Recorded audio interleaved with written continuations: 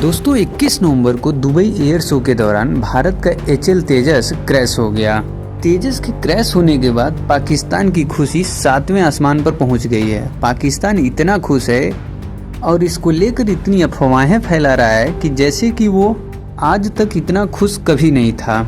असल में बात यह है कि दुबई में हर दूसरे साल एक एयर शो होता है जिसमें दुनिया भर के अनेक देश अपने विमानों को लेकर आते हैं और शो ऑफ करते हैं, अपनी काबिलियत दिखाते हैं, जिसके बाद वहीं से उनकी बिक्री शुरू होती है और देश की क्षमता और काबिलियत सामने आती है।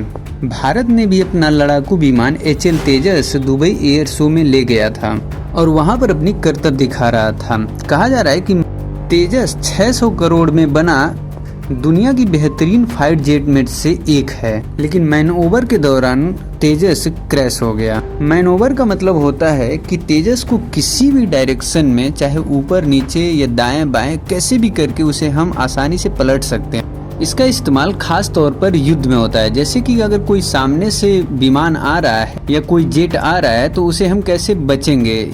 अब आप सोच सकते हैं कि ये एक मशीन है, लेकिन जो इसे उड़ा रहा है वो कितना काबिल और कितना माइंडेड होगा कि आसमान में किसी भी डायरेक्शन में या उसे पलट सकता है और अपने दुश्मनों से बचकर निकल सकता है।